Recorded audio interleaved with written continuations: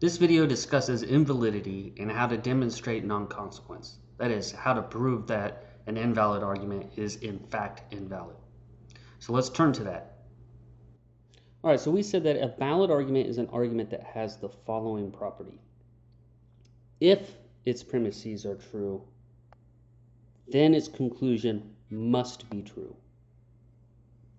I circled the if because, remember, the question that we're trying to settle when thinking about validity isn't whether the premises are actually true and isn't whether the conclusion is actually true.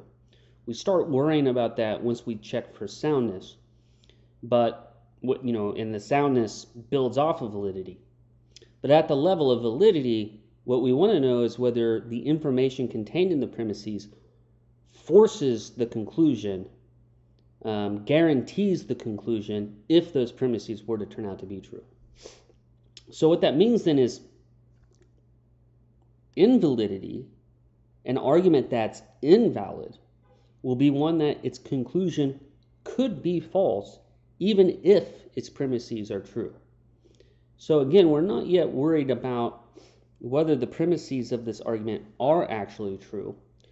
What we want to know is if they were to turn out to be true, given all of that information, could it still be the case for all we know that the conclusion is false? And I think that makes it clear about why you don't want to be persuaded by an invalid argument. Because even if the premises really are true in an invalid argument, for all you know, the conclusion could still be false. And you don't want to, assuming that you don't want to accept a false conclusion, that argument, an invalid argument, doesn't do enough to secure that the conclusion is true. You still run the risk of accepting something false if you accept an invalid argument. All right, so let's consider this argument. All humans are mortal. Socrates was mortal. Therefore, Socrates was human. A lot of people, before studying logic, will think that this is a good argument. Why?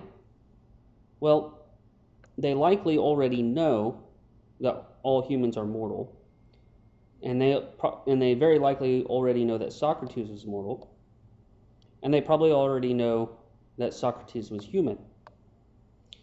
So recognizing that the premises are true and recognizing that the conclusion is true, they'll be misled into thinking that this is a good argument. But remember, the purpose of an argument is for the information that the argument presents. It's for those to be what it is that convinces us of that. So we need to ignore that we already know that Socrates was human, because Socrates was human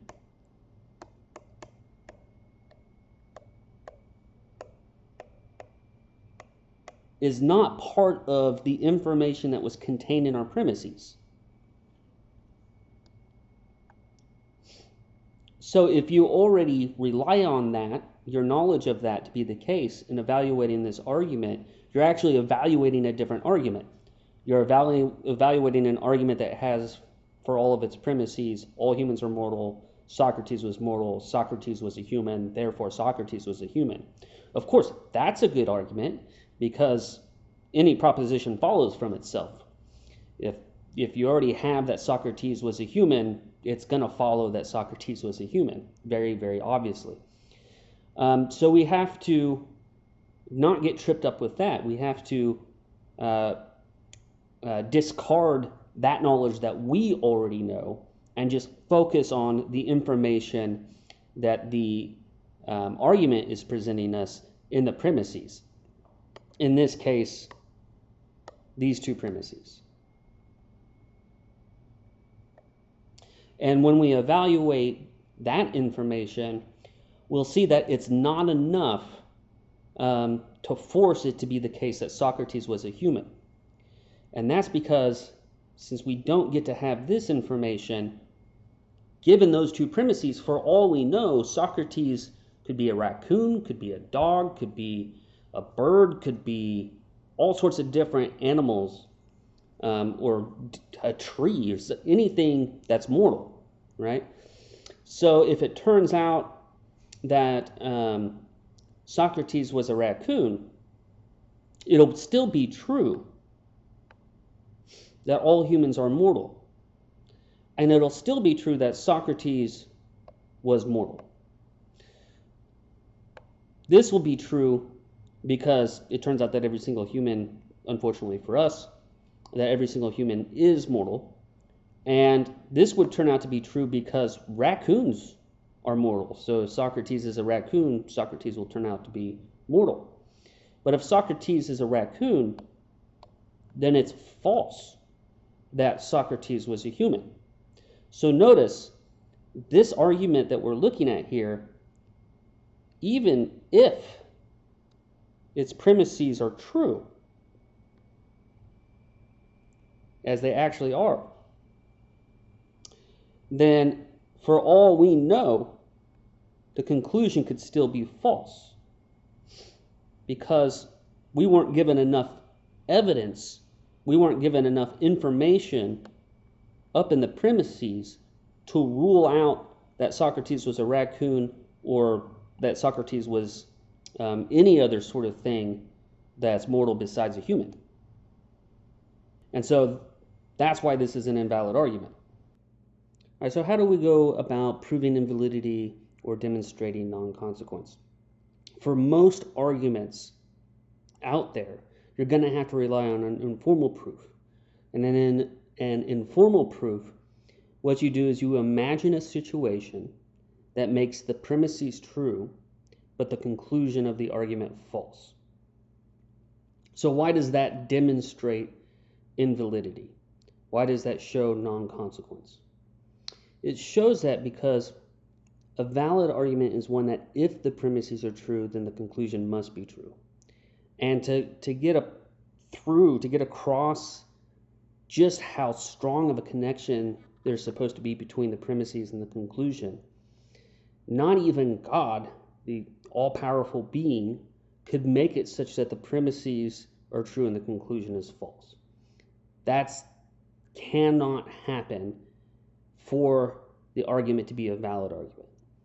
So if we have a valid argument, then you can't even imagine a situation that's internally consistent in which the premises turn out to be true and the conclusion is false.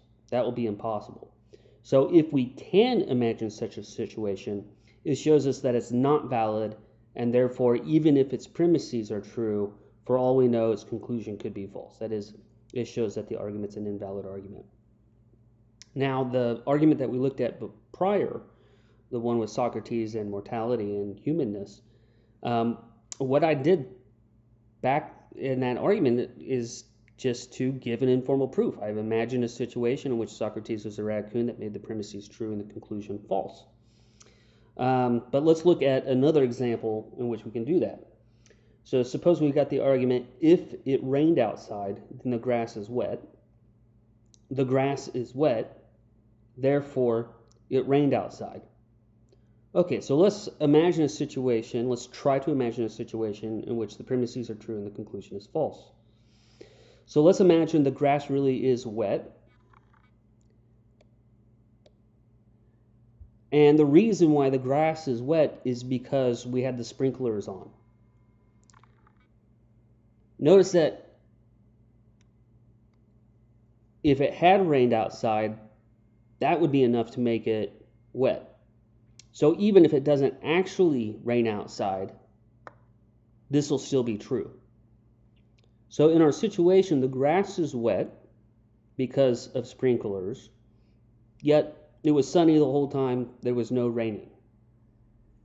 In which case, these two premises are still true, but our conclusion is false. So all I did was imagine a situation in which the premises are true and the conclusion is false, and that shows that the argument is invalid, that I should not be convinced by this information to believe this. Maybe there's other information out there that, if that was accessible to me, would be enough reason to convince me of the conclusion. But these two bits of information and the premises is not enough to do that for us. Okay, so that's what an informal proof looks like.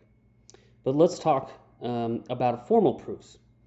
Now, Tarski's world allows us the ability to construct a formal proof for arguments that are given in block language, because then we can, not only do we have to rely on our imagination now, we can actually construct a virtual world in which the premises come out to be true and the conclusion comes out to be false.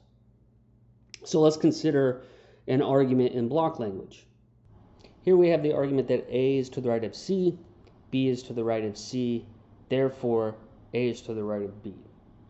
Let's construct a world in Tarski's world where the premises turn out to be true and the conclusion turns out to be false, thereby showing that the argument is invalid. All right, so here we have the same argument that we were just looking at.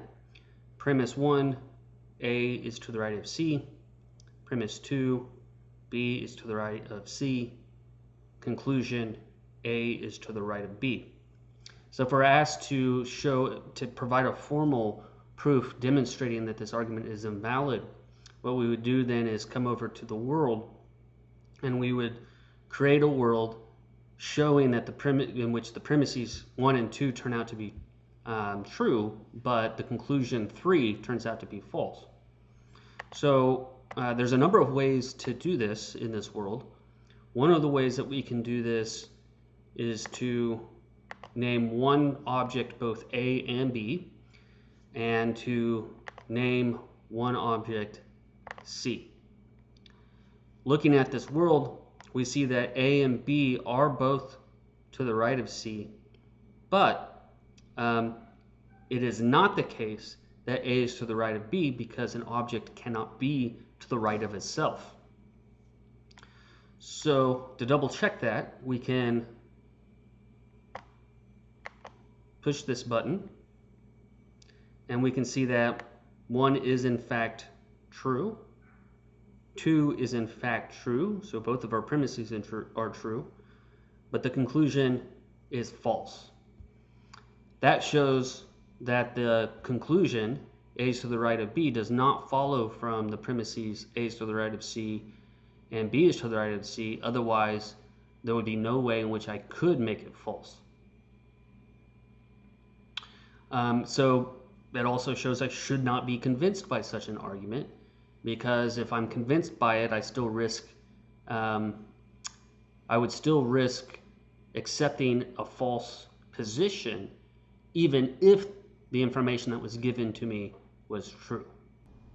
All right, so that finishes our video on invalidity and how to prove invalidity, that is, how to demonstrate non-consequence. Hope you found it useful.